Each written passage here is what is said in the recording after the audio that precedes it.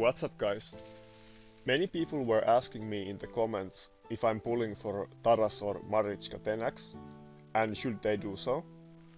And generally I would say yes, but it of course depends on your account and your goals. But right now I will post picture on the video, but for instance in last reset, in top 20 pretty much every single team had Marichka. And she is super OP, like she should actually be nerfed. Like her passive doesn't have any cooldown, which is broken, and her entire kit is very good.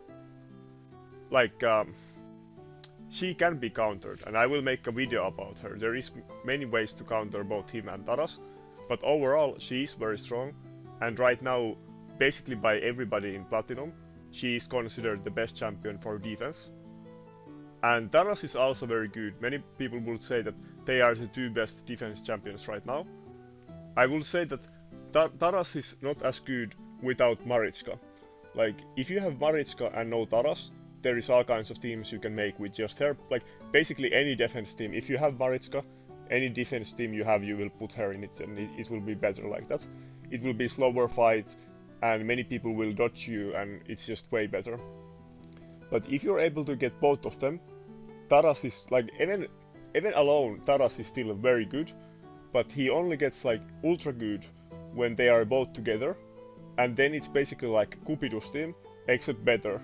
Like, some of you might remember how when Cupidus rework was released last summer, everybody was struggling to beat them for a long time, and you would see them in defense, and like people would use them both offense and defense, and they were like totally unbeatable and like invincible. And it's kind of same right now with Taras and Marichka.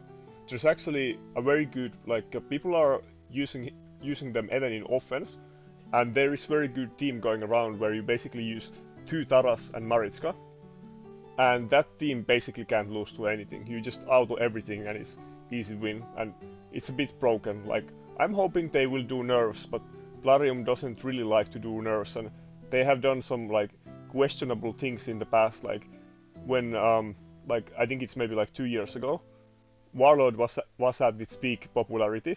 Like, he was even better than he is now, and every single defense team in top 20 had Warlord every time in defense, and they buffed Warlord, and that made no sense. Like, they reduced his cooldown and did something else, I forgot the details, but that buff made no sense, and they have some history of doing things like this, and usually they don't just nerf anything. That's their normal tactic. But I hope they will consider doing some rebalancing on them. But as far as should you pull on these shards right now, my advice is that if you really care about arena and defense is your main issue and not offense, then I would pull for Marichka, which I will do as well.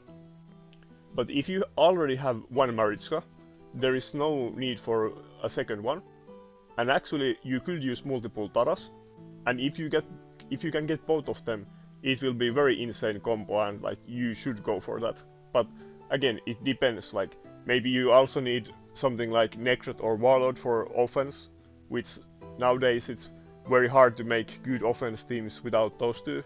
Like, pretty much most people use either one or both of them in like every offense team. Like, of course there is exceptions, and if you would have like Taras and Marichka offense team, then you wouldn't really need those. Like, you might still use Lockout, but yeah, I will be pulling for Marichka, and I do recommend people that are interested about arena and specifically making their arena defense better. I do recommend pulling on either or both of these champions in this event, like focusing more on Marichka, but if you have her, then both. But yeah, I will be pulling for Marichka, and I hope you guys good luck with the pulls. And I will probably also make a video tomorrow more about countering those champions, because there is ways to counter them.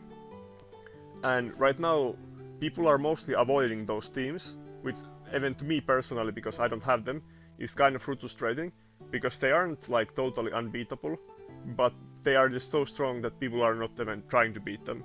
And there is many ways to counter them, and I'm sure over time people find even better ways to do it than right now.